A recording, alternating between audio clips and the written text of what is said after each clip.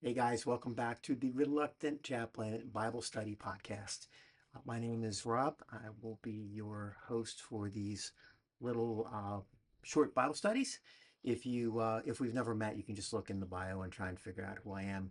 I'm only saying that because somehow this weekend I picked up 7 new subscribers, or 8 new subscribers. So if you're one of them, hey man, thanks for subscribing. I hope you get something out of this.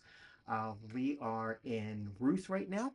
Ruth chapter 2. We're going to do the whole second chapter of Ruth, mostly because I really couldn't find a good point in it where I felt like it was a good split for the chapters. So I just kind of bulldogged through it.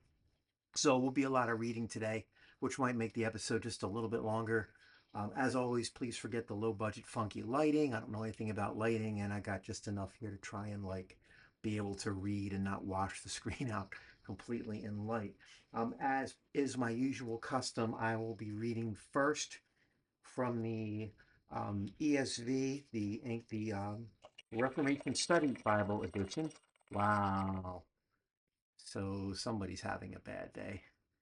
Uh, let's just move that on.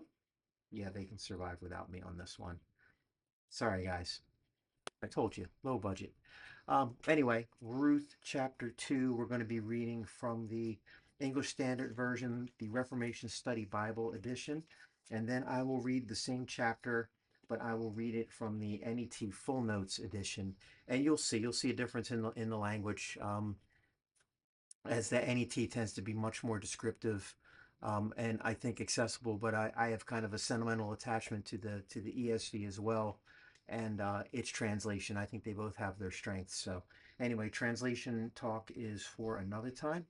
Let's go ahead and start with chapter 2 of Ruth from the Old Testament. Yeah, that was the sound of my reading light falling off and hitting the ground. So, like I said, folks, no budget. All right, here we go. Here we go. Ruth chapter 2. Now Naomi had a relative of her husband's, a worthy man of the clan of Elimelech, whose name was Boaz. And Ruth the Moabite said to Naomi, let me go to the field and glean among the ears of grain after him, in whose sight I shall find favor. And she said to her, go, my daughter. So she set out and went and gleaned in the field after the reapers, and she happened to come to the part of the field belonging to Boaz, who was of the clan of Elimelech. And behold, Boaz came from Bethlehem. And he said to the reapers, the Lord be with you. And they answered, the Lord bless you. Then Boaz said to his young man who was in charge of the reapers, whose young woman is this? And the servant who was in charge of the reapers answered, she is the young Moabite woman who came back with Naomi from the country of Moab. She said, please let me glean and gather among the sheaves after the reapers. So she came, and she has continued from early morning until now, except for a short rest. Then Boaz said to Ruth, now listen, my daughter, do not go to glean in another field or leave this one, but keep close to my young women. Let your eyes be on the field that they are reaping, and go after them. Have I not charged the young men not to touch you? And when you are thirsty, go to the vessels and drink what the young men have drawn. Then she fell on her face, bowing to the ground, and said to him, why have I found favor in your eyes, that you should take notice of me, since I am a foreigner? But Boaz answered her, all that you have done for your mother-in-law since the death of your husband has been fully told to me, and how you left your father and mother and your native land and came to a people that you did not know before. The Lord repay you for what you have done, and a full reward will be given to you by the Lord, the God of Israel, under whose wings you have come to take refuge. Then she said, I have found favor in your eyes, my Lord, for you have comforted me and spoken kindly to your servant, though I am not one of your servants. And at mealtime Boaz said to her, come here and eat some bread and dip your morsel in the wine. So she sat beside the reapers, and he passed to her roasted grain, and she ate until she was satisfied, and she had some left over. When she rose to glean, Boaz instructed his young men, saying, let her glean even among the sheaves, and do not reproach her. Also, pull out some from the bundles for her, and leave it for her to glean, and do not rebuke her. So she gleaned in the field until evening. Then she beat out what she had gleaned, and it was about an ephah of barley. And she took it up and went into the city.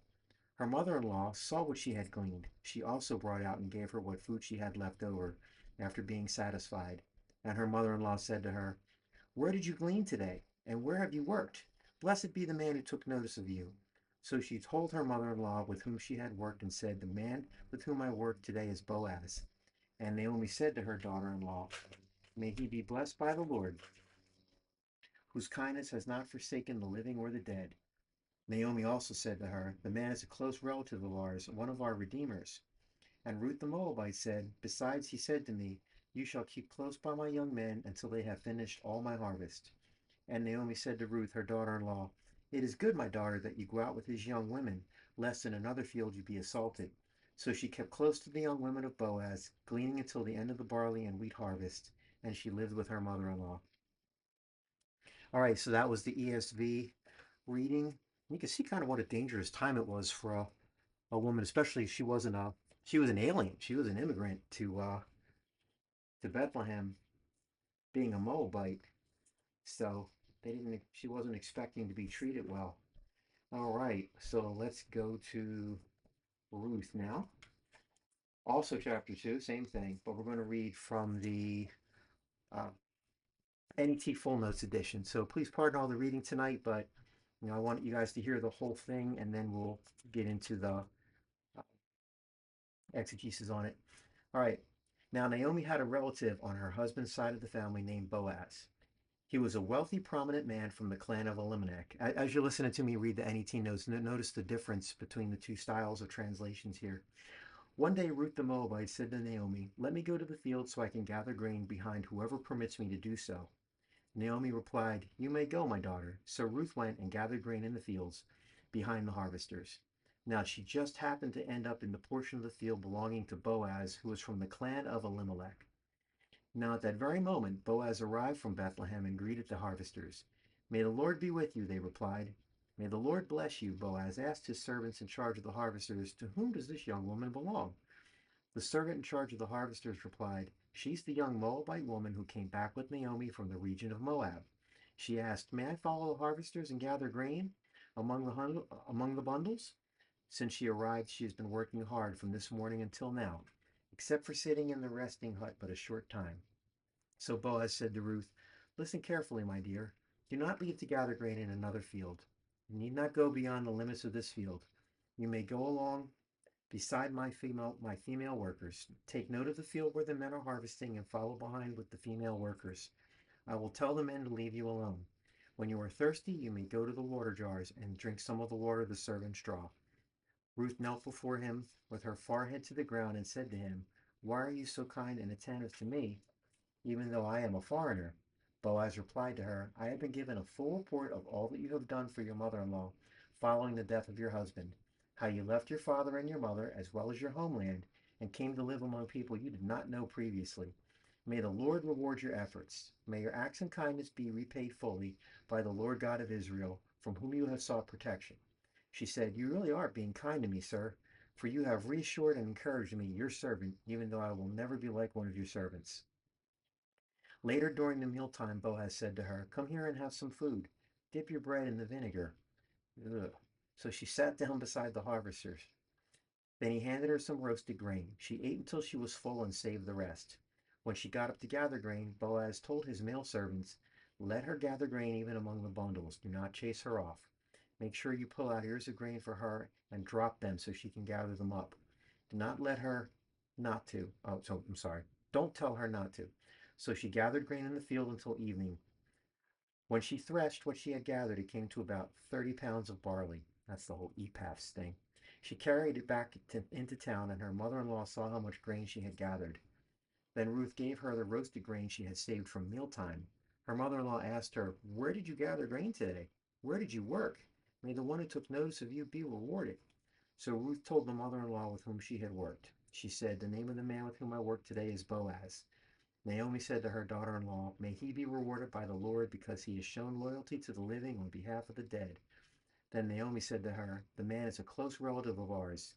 He is our guardian. Ruth the Moabite replied, he even told me, you may go along beside my servants until they have finished gathering all my harvest. Naomi then said to her daughter-in-law Ruth, it is good, my daughter, that you should go out to work with his female servants. That way you will not be harmed, which could happen in another field. So Ruth worked beside Boaz's female servants, gathering grain until the end of the barley harvest. as well as the wheat harvest. After that, she stayed home with her mother-in-law. Okay, you can see what I mean by the difference in the language that the NET uses. Really clears up quite a bit of stuff, I think. Anyway, all right, cool. So here we go. So chapter two is introducing us to the concept of the kinsman redeemer. And I know I struggle with this concept as there really isn't an equivalent to it um, in Western society, at least as far as I know. This comes from ancient Israel, where a kinsman redeemer was often a close relative who had specific responsibilities such as rescuing family members from poverty or preserving family lineage. The Exodus story shows God, his role as a redeemer, freeing the Israelites from bondage. Redeemers are relied on for survival and continuity. Um, these, of course, all point to Jesus the Christ as the ultimate Redeemer, fulfilling God's promise of salvation and restoration to humanity. Um, Naomi tells Ruth a man of importance named Naomi tells Ruth of a man of importance named Boaz. So he's a redeemer to her family. The NET calls that a guardian, right? Ruth then attaches herself to a crew of harvesters to basically pick up the remnants of the harvest. And this was something that was mandated by Israelite law. So I guess you could say it was a charitable thing that the farmers did. They were mandated to, for widows and aliens, they requested that when they were gathering the harvest, stuff, drops out of baskets or whatever. They were instructed not to go back, to just leave that stuff on the ground, and these people were allowed to go behind and gather what they could from it. So kind of a, I guess you could say a charitable action there. And then of course our hero Boaz notices her. Remember, this is all ancient Israel culture, the whole idea of the kinsman redeemer and all that. And he was Boaz was a relative of Elimelech, who was Naomi's husband. So by law, he's got some sort of responsibility to her.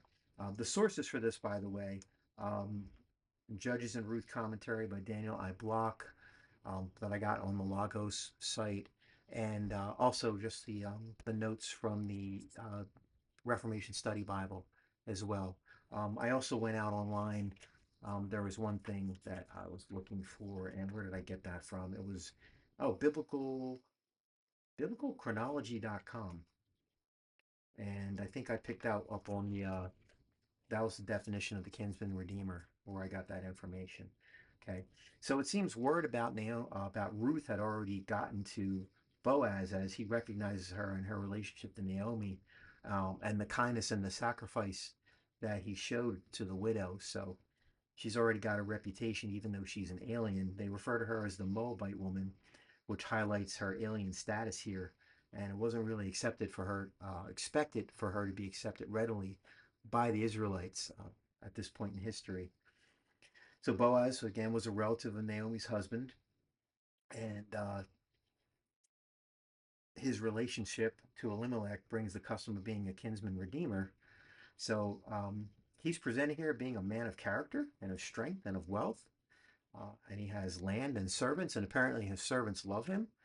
When he greeted them, they gave him a very similar, very heartfelt greeting back, which you wouldn't expect from laborers in the field, right? To love their master in this case that much. In the commentary, there's some discussion as to the meaning of his name, but ultimately it's deemed irrelevant to the overall story, and they drop it without any resolution. So there were a couple interesting things there, but because it's got nothing to do with it, I just sort of wrote it off myself. So Boaz directs Ruth to stay with his female workers and not to work the other field. He's directed the other men to leave her alone, and he's already essentially put her under his protection.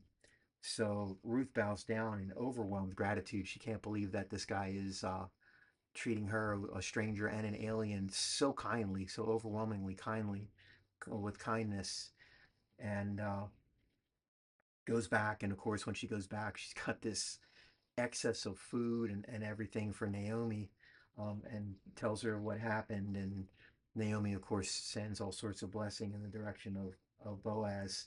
And that is where it wraps up in chapter two.